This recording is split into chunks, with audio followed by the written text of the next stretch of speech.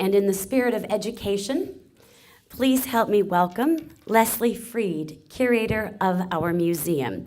She's going to share with us some behind the scenes. Oh, go ahead, clap. Yeah. I'll keep talking while you clap. Behind the scenes creation of this exhibit, and of course more about that before you get a chance to actually enjoy it and explore it for yourself. Leslie, welcome.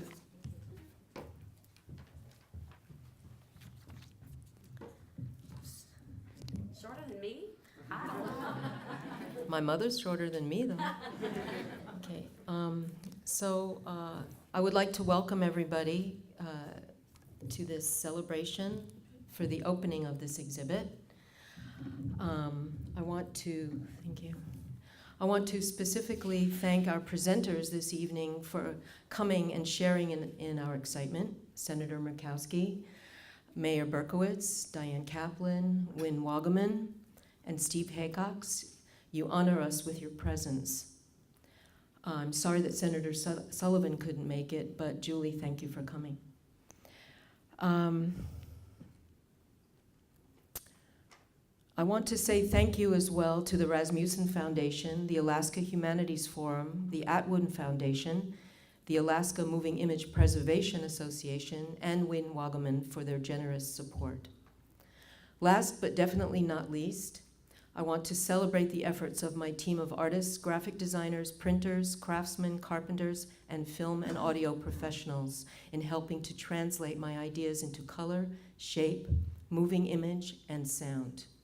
Norm Lagasse, Graphic Works, E Street Audio, Les Matz of Art Care, Buck Walski, Donna Benjamin, Amipa, and Dave Fox, as well as, last but not least, Penelope Goforth. This new exhibit is called, and I apologize for reading from a script, but I'm a little bit nervous. This, a lot of people.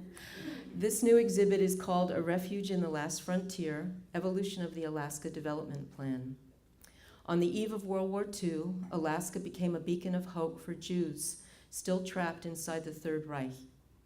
The exhibit describes the attempts made by the US government during the 1930s and 40s to enact an immigration policy that would allow Jews trying to escape Nazi Germany and other European countries to settle in the territory.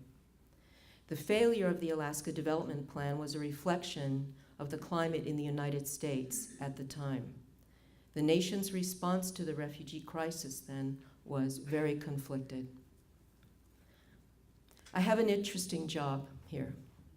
As curator of the Alaska Jewish Museum, I get to tell stories, specifically the stories of the Jewish people and their connection to Alaska.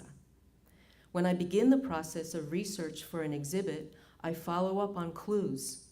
I talk to people that knew someone or heard about someone, and I begin to line up the dates and the facts. But when I assemble the pieces, I inevitably find that there is a grander story, that by extension, I am talking about the trials, tribulations, and triumphs of the Jewish people throughout the centuries. But if I am truly successful in my endeavor, there is something in my telling that resonates with the experiences of those from other cultures. The human experience is universal. There is a quote by Rudyard Kipling on the wall in the museum right now that says, "If history were taught in the form of stories, it would never be forgotten." Thank you.